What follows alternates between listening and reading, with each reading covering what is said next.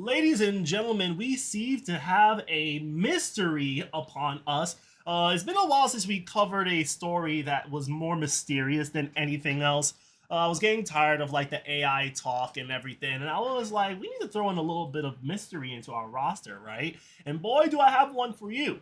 Because today we're going to be heading over to the Bahamas where we have an American woman that just disappeared, or at least reportedly drowned, according to her husband, who was with her on an 8-foot dinghy. I believe that's how you pronounce it. Is it a dinghy? In the middle of the night, which is very weird. It's a very short story, but just because it's a short story doesn't mean there's not much to talk about, because there are so many red flags in this short story that we have to uncover today. Now, this is a little outside of my scope here a little bit, only because I don't usually jump on stories where people are just missing and the story is just developing as we speak right now. But I'm also not the type of person to make light of a real person that's gone missing, or in this case have died. But there's something about this particular situation that we definitely need to discuss, because this could have been a massive tragedy, or this could have been something that is the most suspicious that you probably have heard in a while. It can be both. I mean, these two things can exist. And this is why we're going to be breaking it down here for you today. So let's lay down the story. What's going on here? So apparently you have two people that went to the Bahamas. You have a couple, really, more than anything else. You had a 58-year-old man from Michigan who was vacationing in the Bahamas with his wife, Lynette Hooker, who was 55 years old. The couple from Michigan left Hopetown, Bahamas around 7:30 p.m. Saturday, headed to Elbow Cay, a Royal Bahamas police force said in a statement. They had documented parts of their Bahamas trip on their TikTok and Instagram pages called, on quote, the Sailing Hookers. I'm sorry, that's a crazy name to give yourself. In their last TikTok post, the couple has sailed to Great Guana Cay. The husband told the police that his wife had the keys to the dinghy boat when she fell into the water. He said he had to paddle for hours before reaching Marsh Harbor Boatyard early Sunday morning. When he told someone what had happened, police said. That person alerted the authorities. Cook, who's basically leading the investigation and like the search and rescue team, said on Saturday night that the wind was between 18 to 22 knots and it was dark out. There had been strong onshore winds along the East Coast due to the passage of a cold front. And that's really it. That's the story behind all of this. It's very short-lived and everything. I wish there was more into it. But the shortness of it and how straightforward of a story the husband provided is what makes me feel a little suspicious. And there were some red flags I had to point out. Please educate me, because there are some things about the boat life that I'm not familiar with. So a little bit of education could go a long way. But if there's one that I do have to point out, one of the red flags is, why is it that the wife had the keys and she fell, and she's the one that fell off the boat? Like, I really need for someone to like explain this like I'm 5 years old. Because if you're the driver, right, usually you're going to have the keys. I would imagine like either the keys stays in the engine, so the engine just keeps going, or maybe the key doesn't stay in the engine. Maybe the driver just has it around their neck, or they have it on their wrist, like on a lanyard, so that if they do so happen to fall off, the engine would just cut off. Or at least that's what I would think.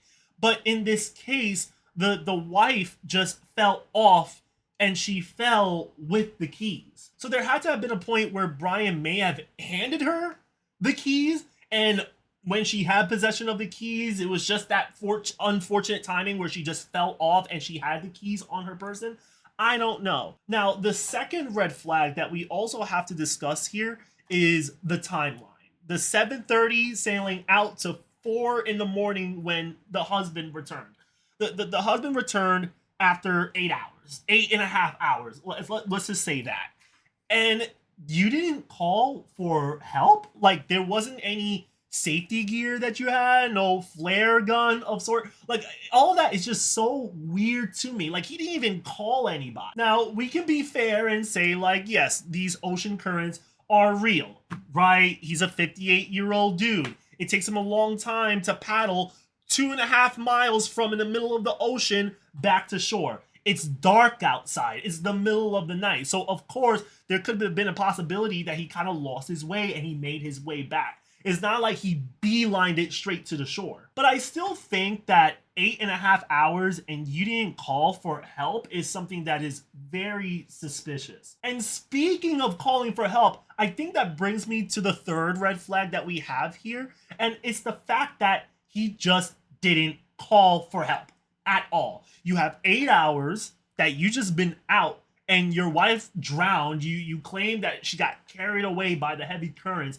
and you didn't call for help for anything. There was no sense of urgency. Even the way the husband described it, he said like, "Oh yeah, like my wife fell overboard and she drowned with the keys and I just paddled my way back to the Bahamas and reported it to authorities." You know, for someone that just lost their wife, like that's kind of crazy how you just literally just paddled away from your wife. Like you didn't even mention how you was trying to save her. Did you throw like a floaty or something? Like he makes it seem as if like his wife just fell overboard and there was nothing that he could have done. Like it's absolutely crazy. Now I understand that saving someone when they go overboard is a very scary experience, especially at night, which by the way should have never happened, but it did happen anyway. His wife fell over and she's trying to stay afloat and she drowned. It's the middle of the night. I can't imagine any human going out of their way to jump into the water to save someone with little to no safety equipment. Like it just brings me back to the same argument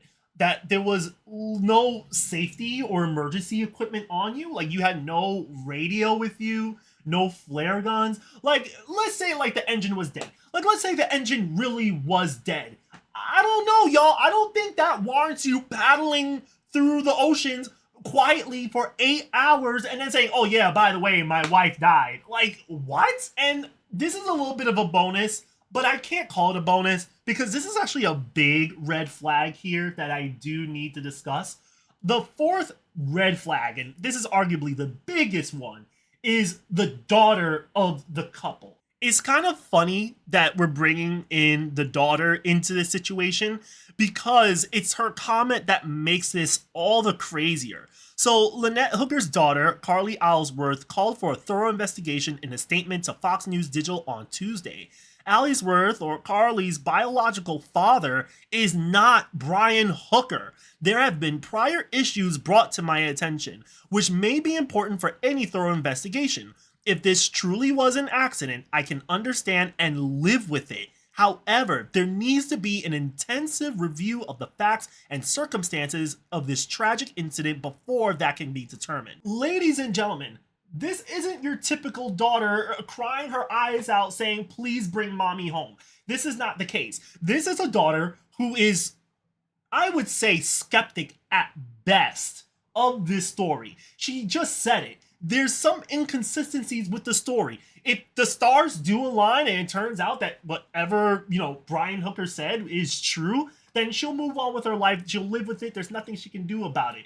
But she does believe that authorities do need to step in and take a look into the story, like dig a little deeper before they just write it off as like an unfortunate, tragic situation. Like that's really significant, y'all. Like this daughter literally just said she does not trust this story fully. She genuinely believes there are some inconsistencies with that story. And I kind of felt that too. I was reading that story because I'm like, yeah, it sounds so, straightforward, to the point. Hey, your mom went overboard, she drowned, I paddled for 8 hours to the shore and called for authorities.